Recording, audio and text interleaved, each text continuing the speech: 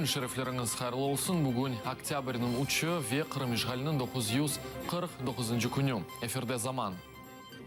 Қырымда Сувдах районының Қаписхор қасабасында ғайып болған Ремзи Османовның арабасы тапылды.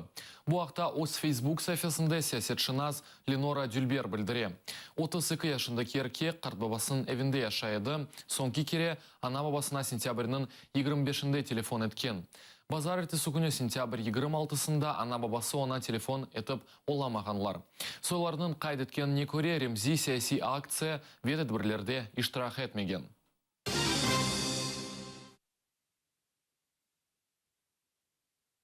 Яран ишғалтілген Қырымда Хизбут Тахрир ішы бойынша яқаланған Ялта сакені Вадим Сирукның апелляция шекеті бақылачақ. Махкеме Сирукқа филологик ве лингвистик экспертизаларының копияларыны бермекні редетті. Апелляция шекеті ишғалтілген юқары махкемесінде бақылачақ.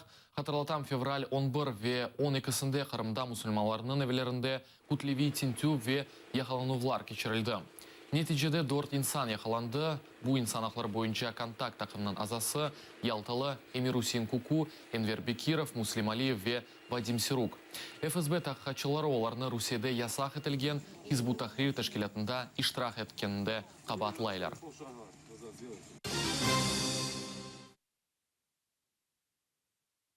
Сентябрь 30 күнден берлі Украина журналисті Роман Сущенко Москвадаки Лефортово селосында болынмақта.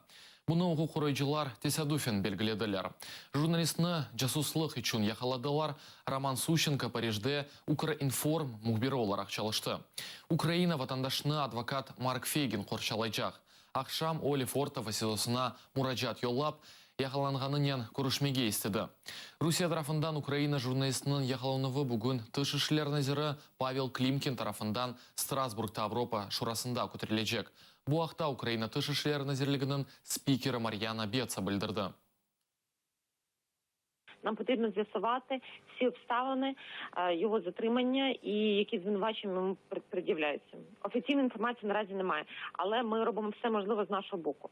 Крім того, хотів би наголосити, що сьогодні наш міністр закордонних справ України Павло Клімкін перебуватиме в Раді Європи в Страсбурзі на Дні українських реформ, і він також порушить це питання з чинниками Ради Європи і, зокрема, з комісаром з прав людини Ради Європи. Сущенконың яқалануы ақында Украина парламентінің спикері Андрей Парубида осі затларыны қалдырған. Якщо раніше у Росії путінський режим знищував свободу слова і переслідував власних журналістів, то тепер там небезпечно працювати і закордонним журналістам.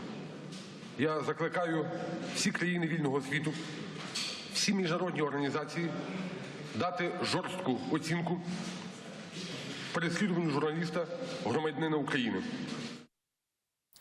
Мұндан да ғайры Андрей Паруби Русия арасындаки виза режимі ақындаки суаліні музакире етмеге чағыра. Бұны бүгін фракция ве комитет рейслерінің топлашуы девамында білдіргендір. Бұндан да ғайры халық депутатлары Русия Федерациясына қаршы япылачақ санкцияларының куветлендірілмесіні музакире етечек олалар. Можливо, є сенс сьогодні нам підняти питання і повернутися до ведення візового режиму з Російською Федерацією. А також, я думаю, що, можливо, є сенс, щоб ми обговорили питання розширення санкцій щодо Росії. Це є компетенція Верховної Ради. І я теж думаю, що був би сенс, щоб ми змогли проговорити питання розширення санкцій проти Росії. Ми повинні давати жорстку і швидку реакцію на подібні дії, які відбуваються в Російській Федерації проти українських журналістів. Русиялілерінің учте бірі Девлет Дума сайлаулары доғры кечмеді деп эсаплай. Бұны Левада центр іштімей қызметі тарафындан өткерілген сорав нетижелері таздықлай. Сайлаулар адалетлі кечкеніне Девлет әлісінің 46% ишана, 22% есе бұл суалге жевап беріп оламады. Девлет Дума сайлаулары сентябрь 18-інде кечті парламентке 4 фырқа, яғни Единая Россия, КПРФ, ЛДПР ве Справедливая Россия кечті.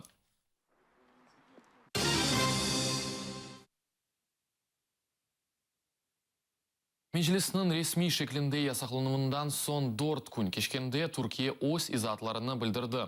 Türkiye Tышышлер Назирлігі Русия Юхары Mahkemesinin карарына языксынув акында билдирген. Bundan da gary beyanatda biz Rusiya Yuqarı Mahkemesinin kararını keder ile karşılaymiz. Serbest, tınç ve hafsızlıkta yaşamağa istegen Kırım tatarlarga karşı yasak usullarının yapılgan baskılarını bizni pek incita.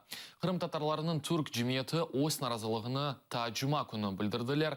Yerli faaliyetçilerinin fikrince resmi Türkiye hakimiyetinin izatı daha da şiddetli olmak gerek. Kırım Tatar Milli Meclisi, Kırım Tatar halkının öz yönetim organı. Rusya'nın bunu yasaklaması istemesinin en temel sebebi Kırım Tatarlarını susturmak. Türkiye devleti zaten Kırım'ın işgaline siyasi makamlarca karşı çıktığını sürekli belirtmekte. Bu notayı birazcık daha yükseltmeli ve Kırım Tatar Milli Meclisi'nin kapatılmasına şimdikinden birazcık daha farklı, biraz daha diplomatik koşullarla daha sert tepki vermeli diye düşünüyorum. Türkiye'de muhalif Fethullah Gülen'in ağası yakalandı. Kutbeddin Gülen teröristik teşkilat iştirakçısı olarak kabahatlanabili. Evvel Türkiye hakimiyeti Fethullah Gülen'in turununu yakaladı. Fethullah'ın ozunu ise Ankara Devlet Avdarması teşebbüsünde kabahatlay. Türkiye hakimiyetinin fikrince Amerika Koşma Ştatlarında yaşagan Gülen Prezident Erdoğan'ı vazifesinden boşaltmağa çağıraydı. Türkiye Amerika Koşma Ştatlarına din erbabını teslim etmeye çağıra.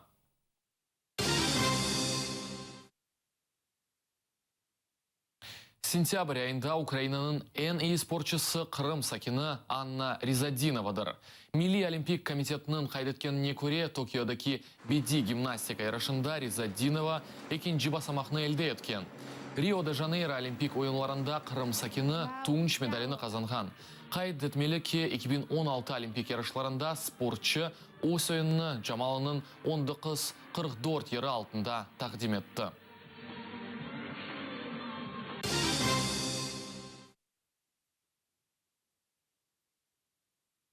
Kirich köpürünün kurucuları yanı problemanen rast keliştiler. Kurucular yaşagan yerlerini böcekler baskan.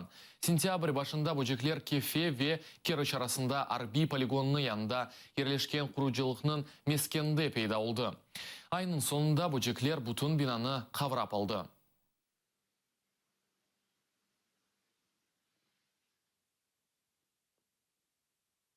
Kirich'nin timsali Mitridat merdiveni yavaş-yavaş viran etili. Merdivenin 400'den ziyade basamağı şehirinin merkezi meydanından Mitridat dağına alıp bara.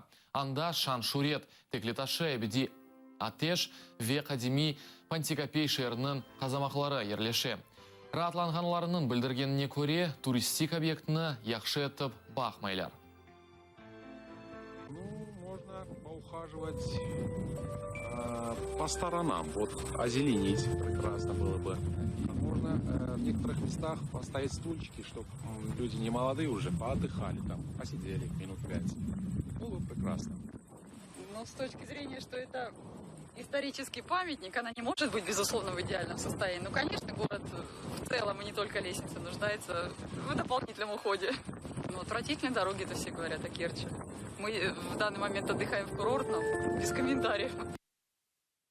Bu bizim sonki haberimiz edi. Nefbetteki zaman efirinde Eskender Memetov taze haberler ile paylaşacak. Görüşmek üzere.